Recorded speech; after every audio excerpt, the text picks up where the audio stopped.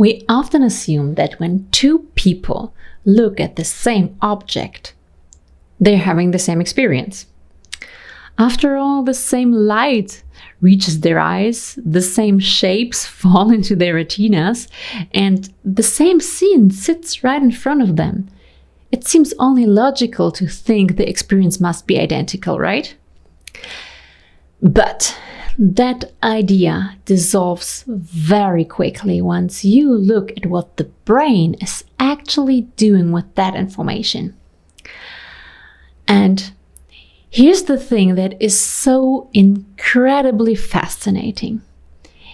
It's interesting to see that even with the same input, the resulting experience can still differ, sometimes gently and sometimes quite noticeable. And not because anyone is imagining things, okay, don't get me wrong, and not because perception is unreliable. It's because the brain doesn't simply receive vision. It actually interprets it. It filters it. It predicts it, and it gives structure. And across the wide span of neurodiversity, these interpretive steps follow a different rhythm. In some minds, pattern takes the center stage almost immediately. And in others, tiny variations play rather an outside role, like means there are visual systems where motion reshapes the entire meaning of the moment the second it appears, while in others, it barely leaves a trace. The world out there remains constant, yet the internal reality built from it can be profoundly different. With that in mind, it becomes easier to see why visual perception isn't the simple mechanical sequence it's often presented as. It's far more alive, more fluid, far more gently shaped than the standard explanation suggests. And that's where this deeper exploration begins. Visual perception is usually explained as kind of a linear chain. The light enters the eye, a signal travels to the brain, an image forms, and, well, that's it. But when you pause long enough to observe how you actually look at something, this simplicity falls away. And for many neurodivergent adults, it was never simple in the first place. Their vision behaves less like a snapshot, but more like a continuously active process, something adjusting itself moment to moment, as if the mind is quietly evaluating how the environment behaves, instead of simply listing what's inside it. To make sense of this, it helps to begin with one of the perception's most overlooked principles. It's prediction. Yes, you heard it right, prediction. Every brain predicts. Silently and constantly, it generates expectations about what the next moment of the scene should look like. Just like the brain is continuing these lines here, and you can see a person pretty clearly reading here in front of a bookshelf. Even though the person is not outlined, the brain is drawing these lines for you. Some minds create broad, flexible predictions, while others rely on far more specific internal models. A higher resolution perceptual system begins anticipating where lines should continue, how textures ought to respond to changing light, how surfaces reflect, and how symmetry stabilizes the visual field. And when the world aligns with those expectations, everything feels settled. There's a quiet sense of coherence, like almost a feeling like, yes, that belongs. But when the environment falls out of step, even slightly, the brain adjusts its internal model. And that adjustment has weight. It demands energy. And it's not overthinking. It's the natural cost of maintaining a more precise perceptual framework. Let's have a look into what that means for patterns, for details, and for motions. Let's start with patterns. Patterns form another essential part of this.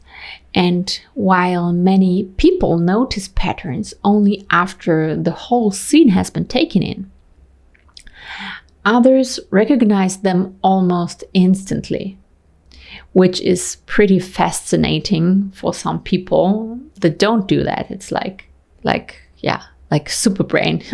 But it can feel as through the mind reaches out for the structure before anything else has a chance to register.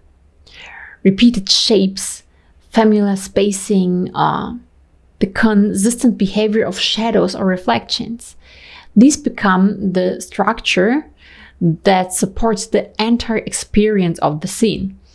And when that structure is solid, perception flows easily. But when it's unstable or difficult to process, the brain has to work much harder, and a place that feels quietly off, even if nothing outwardly unusual is happening. Okay, let's talk about details. When these predictions involve details, the process becomes even more delicate, because the mind quietly expects certain hues to stay stable, certain shadows to fall in a familiar way, or certain contrasts to remain consistent. And when they do, the scene feels settled. Yeah, I'm talking about like the unconscious mind, the brain, not something you really notice yourself. But when they shift even slightly, the brain notices the change, not because it searches for it, but because the overall picture no longer fits the expectation it just created. A color that looked soft for a moment ago may suddenly feel brighter, or a surface that seemed flat may appear deeper. And these small adjustments don't demand attention on their own, but they influence how grounded or unsettled the entire scene feels like the person is in. And there's also motion, which brings a completely different kind of signal. Even very subtle movements can carry surprising significance. Some perceptual systems detect motion early and with striking clarity, like the first hint of something shifting, the soft change of ambient light, or a tiny movement caught in the edge of vision. And yeah, motion is never just something in the background. It signals that the environment is changing and that the internal model of the scene may need to update. Slow, rhythmic movement can feel grounding, and irregular or competing movements can force rapid updates, leaving the system working hard to keep up.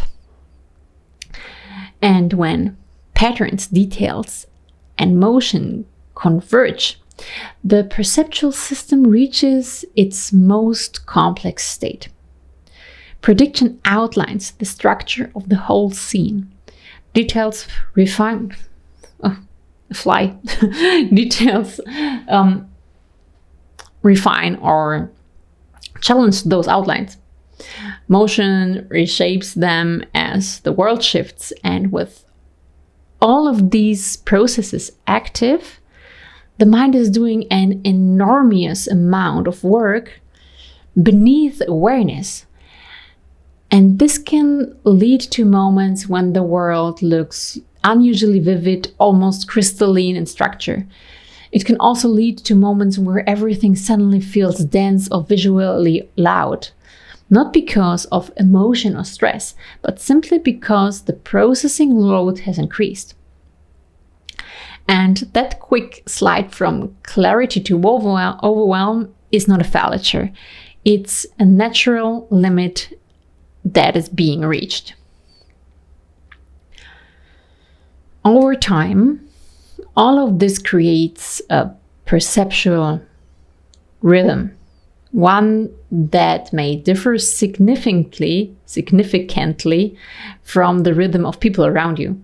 Some minds move through the world with broad, sweeping impressions. Others work with fine-grained resolutions, building meaning from micro signals. Neither approach is superior, but they shape daily experience in profound ways. They help explain why certain environments feel instantly calming, why others feel strangely heavy, or why transitions can be unexpectedly jarring, even when nothing is objectively wrong, and why scenes with ambitious visual logic require more effort. These reactions aren't personality quirks, they're perceptual consequences. And when you begin to understand that, you can feel like things start to line up. The sudden bursts of sharp focus, the moment of overwhelm that seems to come out of nowhere, that attraction to order or symmetry, the unease you are feeling in a place where the visual structure seems inconsistent. None of this reflects weakness. None of it is an overreaction. It simply reflects a nervous system processing the world in more depth, precision, and a rhythm that is genuinely distinctive.